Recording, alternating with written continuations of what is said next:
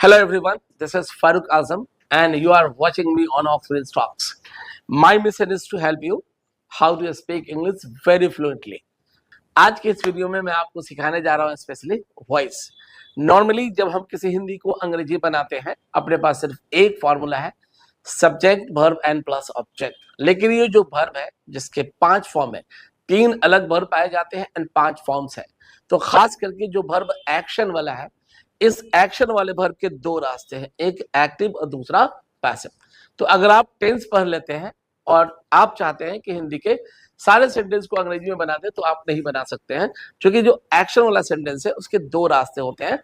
तो आप टेंस में एक्टिव को सीखा है और आज मैं अभी इस वॉइस के चैप्टर में आपको पैसिव को सिखाने जा रहा हूं।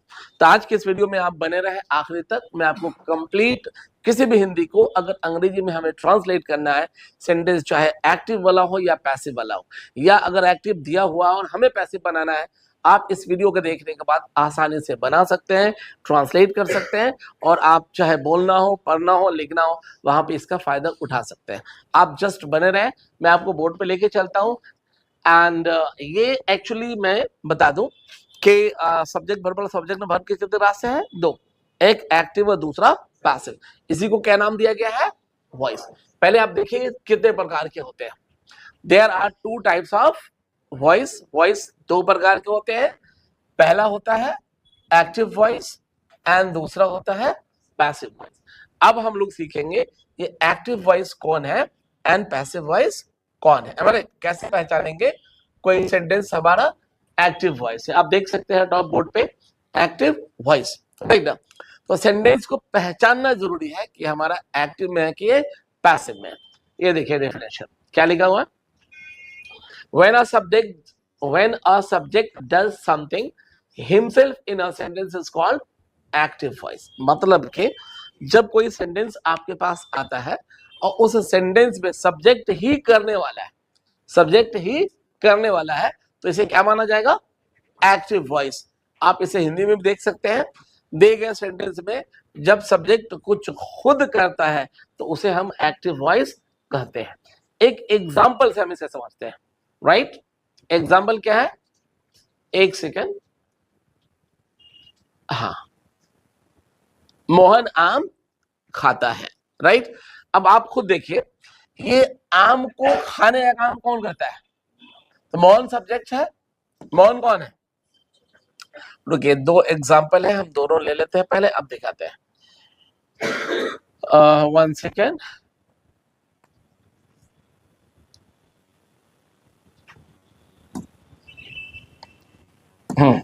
देखिए, मोहन आम खाता है, ये आम को खाने का काम कौन करता है? मोहन करता है। यही तो एक्टिव वॉइस का पहचान है कि सब्जेक्ट अगर काम कर दिया तो एक्टिव वॉइस। तो मोहन आम करता है, मोहन आम खाता है, मतलब मोहन काम करता है, ये एक्टिव वॉइस हुआ। Mohan it's a mango. ये ट्रांसलेशन कैसे हुआ ना, ये हम आपको सिखा चुके हैं। दूसरा है राधा गीत गाती है, तो इस गीत को गाने का काम कौन करती है? राधा। इसलिए राधा हमारा सब्जेक्ट है और यही काम करती है। तो हम दोनों ही सेंटेंस हमारा कौन सा वॉइस में है? Active voice. अब हम लोग देखते हैं कि सेंटेंस हमारा पैसिव वॉइस कैसे है। पहले समझिए पैसिव वॉइस हमारा है क्या। When on the subject something is done by someone else is called passive voice। मतलब जब सब्जेक्ट पे कुछ किया जाता है किसी और के द्वारा, सब्जेक्ट डूअर नहीं है, राइट? वो रिसीवर है, एक्चुअली उस पे ही कोई काम हो रहा है, तो हम उसे क्या कहेंगे? Passive voice. हिंदी देख सकते हैं आप, जब सब्जेक्ट पे कुछ किया जाता है किसी और के द्वारा तो उसे हम पैसिव वॉइस कहते हैं। समझते हैं इसे हम एक एग्जाम्पल के तहत जरिए। देखिए सेंटेंस लिखा हुआ है, पत्र लिखा जाता है। एक सेकेंड, पत्र लिखा जाता है, राइट? हाँ, ये पत्र हमारा सब्जेक्ट यहाँ पे कौन है? सब्जेक्ट यहाँ पे कौन है? ऑफ कोर्स पत्र है। तो ये पत्र किसी को लिखता है या कोई इसे लिखता है? तो सब्जेक्ट पे किसी ने काम किया, राइट? तो ये कहलाएगा, ये सेंटेंस कौन सा कहलाएगा हमारा? फिर passive voice. So a letter is written, ये कैसे बना मैंने अभी तक सिखाया नहीं है, अभी सिर्फ हम आपको पहचान करा रहे हैं कि एक्टिव का मतलब सब्जेक्ट का काम करना और पैसिव का मतलब सब्जेक्ट का काम, सब्जेक्ट पे काम होना। तो पत्र लिखा जाता है तो ये सब्जेक्ट है और इस पे कोई और काम करता है, इसलिए हमारा ये पैसिव वॉइस है। अब दूसरा एग्जांपल देखिए, बच्चों को अंग्रेजी पढ़ाया जाता है, सब्जेक्ट कौन है? बच्चा। तो बच्चा किसी को पढ़ाता है या कोई बच्चा को पढ़ाता है? तो कोई बच्चा को पढ़ाया, तो जैसे ही सब्जेक्ट पे काम हुआ हम कौन से वॉइस पे चले गए? पैसिव। तो इस तरह से ये क्लियर हो गया। अगर आप तक कोई सेंटेंस आता है तो कौन एक्टिव है कौन पैसिव है ये कैसे क्लियर होगा? सब्जेक्ट काम करता है तो एक्टिव है, उस पे काम होता है तो पैसिव। अब हम लोग आगे देखते हैं कि एक्टिव दिया हुआ है तो हम पैसिव कैसे बनाएंगे। मैं इस पैसिव को स्पेशली 3 अलग तरह से मैं आपको सिखाऊंगा। नंबर 1, एक्टिव दिया है, आप पैसिव कैसे बनाएंगे? बहुत सारे एग्जामिनेशन में अलग अलग सवाल पूछा जाता है, एम आई राइट? दूसरा, अगर हिंदी दिया हुआ है तो सेंटेंस को पहचान के कि एक्टिव है कि पैसिव है, फिर उसकी आपको ट्रांसलेशन बनाना है। और तीसरा, अगर इंट्रोगेटिव होगा सेंटेंस या नेगेटिव होगा तो फिर हम पैसिव कैसे बनाएंगे, हम लोग इसे आगे देखते हैं अभी। देखिए, ये है few facts of passive, I mean passive voice की कुछ सच्चाइयां। मैं क्या करने जा रहा हूं, एक साथ सारे हिंदी को अंग्रेजी बनाने का पैसिव सिखाने जा रहा हूं। एक साथ इन द सेंस, अगर मैं किसी एक एग्जांपल को यहां लूंगा तो एक वर्ब के फॉर्म को हम सिखा पाएंगे, एम आई राइट ना? तो मैं चाह रहा हूं कि जो एक्टिव से पैसिव बनाने के 3 रूल है वो कंप्लीट सिस्टम पे लागू हो। आप इसे देखिए, 100% समझ में आने वाला है। देखिए, ये एक्टिव वॉइस है और ये पैसिव वॉइस है। जब हम एक्टिव से पैसिव बनाएंगे तो सबसे पहले आपके पास अगर कोई सेंटेंस होगा तो सेंटेंस किस पे बना होगा? सब्जेक्ट वर्ब प्लस ऑब्जेक्ट पे बना होगा। तो यहाँ ऑलरेडी लिखा हुआ है subject plus verb plus object. अगर मैं यहाँ पे सब्जेक्ट वर्ब प्लस ऑब्जेक्ट नहीं लिख के अगर एक सेंटेंस लिखूंगा तो इसमें सिर्फ एक वर्ब होगा, और एक वर्ब होगा तो हम एक ही वर्ब समझा पाएंगे। मैं चाह रहा हूं जो वर्ब के 5 फॉर्म है, 5 के 5 एक साथ आपको समझ में आ जाए। तो मैं सबसे पहला, एक्टिव दिया हुआ और आप पैसिव बनाएंगे तो सबसे पहले आप क्या काम करने वाले हैं? देखिए, रूल नंबर 1 क्या है? एक्टिव के ऑब्जेक्ट को पैसिव में हम सब्जेक्ट बना देते हैं, मतलब सब्जेक्ट बना दिया जाता है। मैं चाहता हूं इसको क्लियर करके समझाऊं कि वाकई में ये काम ऐसा कैसे करता है। मैं एक सेंटेंस का एग्जांपल देता हूं आपको। यहाँ पे मैं एक सेंटेंस लिखता हूं, मैंने लिखा कि एक्टिव दिया है पैसिव बनाएंगे, तो एक्टिव के ऑब्जेक्ट को पैसिव में हम क्या बनाने जा रहे हैं?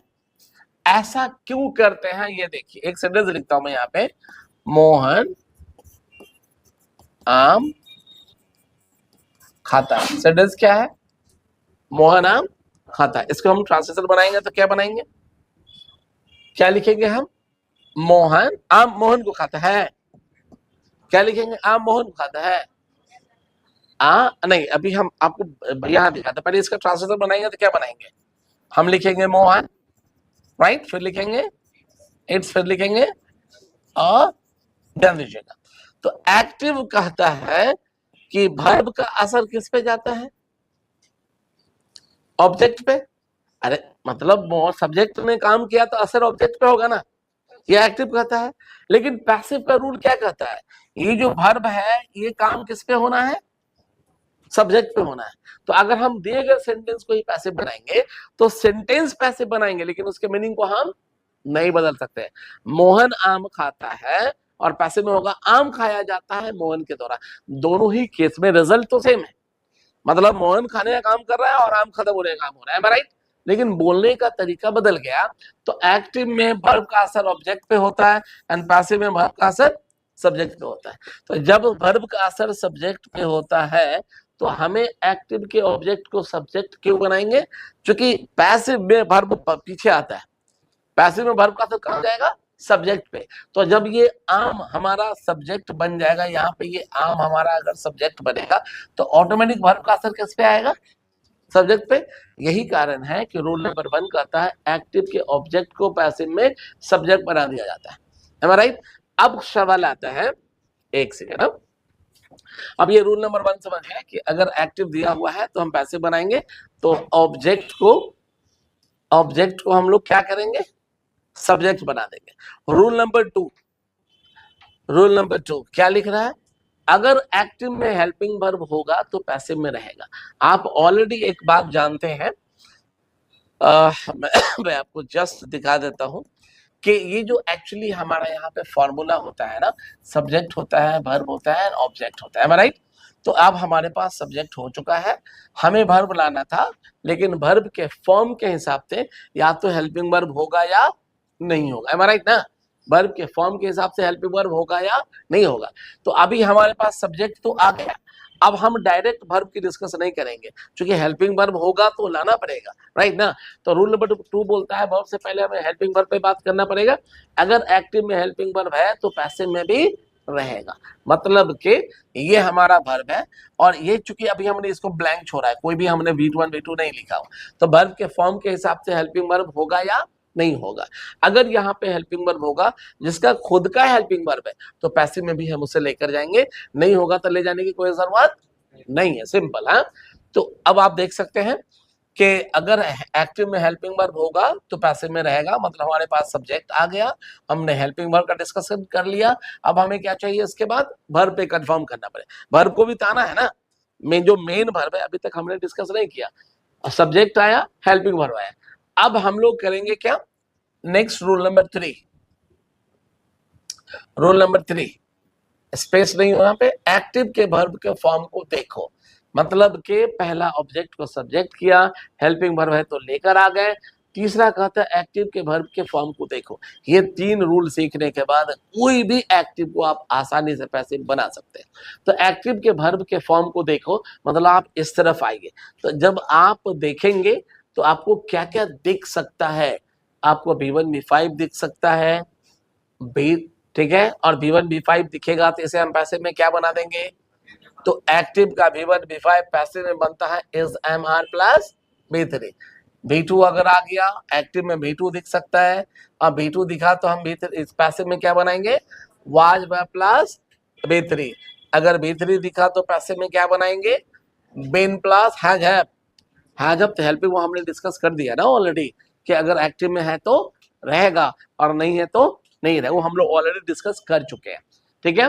B3 दिखेगा तो क्या बनेगा, बिन प्लस B3। अब अगर B4 दिखेगा तो क्या बनेगा, बिन प्लस B3। इस 5 फॉर्म के अलावा मैं स्टार्टिंग के वीडियो में ये क्लियर किया हूं कि हमारे पास वर्ब कितने हैं, 3 वर्ब है, नहीं हमारा वर्ब कितने हैं, 3। करने वाला डू, होने वाला बी, एंड रखने वाला हैव।